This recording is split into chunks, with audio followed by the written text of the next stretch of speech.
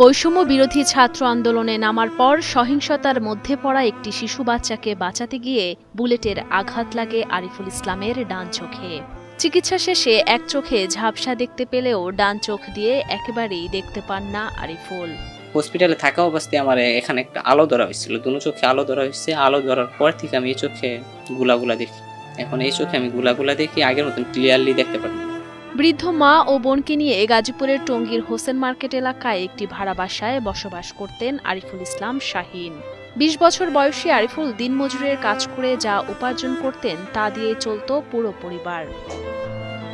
তবে গত ২০ জুলাই তার জীবনটা হয়ে যায় অন্ধকারাচ্ছন্ন।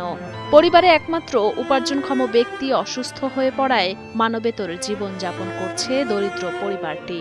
সারা রাত কুলাকালি কেগলা ব্যথা অস্থির হয়ে তার আমি মাজুরি নিয়ে সারাক্ষণ মাথা মোড়াই। আমি এই নয়ন হারা চলে রেলে আমি কোথায় যাবো, কই হবো? আমি তো টাকা নাই, পয়সা নাই, আমি কি মহানো করণের। ইনশাল্লাহ দুই চোখের তো আলো তো আমি দেখতে চাই কিছু জন্য, আমি ছাড়া আমার ফ্যামিলিটা আর কেউ দেখার জন্য। আমার আব্বুও মারা গেছে। এই যে আমি অসুস্থ হওয়ার পরের থেকে একবেলা খাওয়ানো ঠিক মতন আমরা খাইতে গিয়া হিমশিম খাই। ২০ জুলাই নিজের জীবনের পরোয়া না করে কাজ শেষে বৈষম্য বিরোধী ছাত্র আন্দোলনে যোগ দিয়েছিলেন আরিফুল। সে সময়ে গাজীপুর মহানগরের গাজীপুরা ২৭ রোডের ঢাকা ময়মনসিংহ মহাসড়কের সংযোগ সড়কে আন্দোলনের সহিংসতা থেকে একটি শিশুকে বাঁচাতে গিয়ে গুলি লাগে আরিফুলের ডান চোখে। ৩টার দিকে আমার ডিউটি শেষ হয়েছে। হওয়ার পরে আমি আন্দোলনে যোগ দেওয়া হয়েছে। হওয়ার পরে বাস্তরা এখানে আমি এসে পাম্পের এই জায়গায় যোগ দিচ্ছি। পরে বাস্তরা এই জায়গার থেকে গিয়ে পুলিশে দাওয়া দিচ্ছে। পরে দেখি আমরা গাজীপুরা ২৭ রুটের এই জায়গায় গিয়ে আমরা ২৭ রুটের এই দিকে ঢুকতেছিলাম। ২৭ রুটের মোড়ের ভিতরে একটা বাচ্চা ওই জায়গায় দাঁড়ায় রয়েছে। এখন পুলিশও আসতেছে ওইদিকে থেকে। এখন সবাই আমরা দূরে থেকে ওই বাচ্চারা বলতেছি যে আইসা পড়ে। বাচ্চারা আসতেছে না, আমরা অনেকক্ষণ ধরে ডাকতেছি, আসতেছে না। তখন আমি গিয়ে দৌড় দিয়ে গিয়ে বাচ্চারা কুলে করে নিয়ে আসতেছিলাম। তখন এই পুলিশে গুলি করছে, আমার চোখে এসে লেগে পড়ছে। সেখানে থাকা কয়েকজন তাকে হাসপাতালে ভর্তি করায় এবং স্বজনদের খবর দেয়। ছেলে গুলিবিদ্ধ হয়েছে শুনে সইতে না পেরে জ্ঞান হারিয়ে ফেলেন তার মা। জ্ঞান ফিরতেই হাসপাতালে ছুটে যান ছেলের কাছে।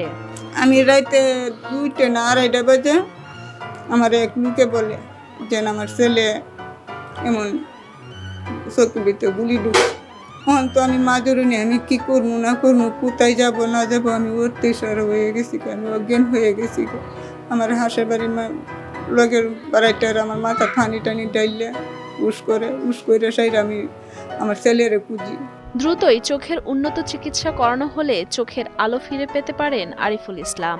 তবে সেই চিকিৎসার জন্য প্রয়োজন বিপুল অর্থের, যা জোগাড় করা সম্ভব নয় দরিদ্র পরিবারের পক্ষে।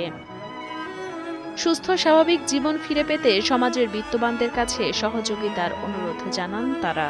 আমি চিকিৎসা করণের মতন আমি তৌফিক নাই। এই সরকারে আমার ছেলের দুই নয়ন হিরায় চাই, তার কাছে আমার অনুরোধ। বৈষম্য বিরোধী ছাত্র আন্দোলনের সহিংসতায় যেসব শিক্ষার্থী ও সাধারণ জনগণ আহত বা নিহত হয়েছে তাদের তালিকা করে বর্তমান সরকার ও সমাজের সবাইকে এগিয়ে আসার আহ্বান জানান সুশীল সমাজের সদস্যরা। আমাদের গাজীপুরের এক ছেলে আরিফ, ওর চোখে মারাত্মকভাবে ইনজুরি হয়েছে। ও এক চোখে মনে হয় দেখতে পায় না, আরেক চোখে দেখতে পায়। আমাদের এই সময়টাতে আসলে ওর পাশে দাঁড়ানো উচিত এবং সর্বস্তরের জনগণ, শুধু বিত্তবান না, যারা আছে একদম সব ক্লাসের লোকেরাই উচিত যে এদের পাশে আসলে দাঁড়ানো, এদেরকে পুনর্বাসন করা এবং ফান্ড তৈরি করে আমাদের একটা সুন্দর সমাজ আসলে তৈরি করতে পারি আমরা, বা করা উচিত। আমি আসলে মনে করি আমার জায়গা থেকে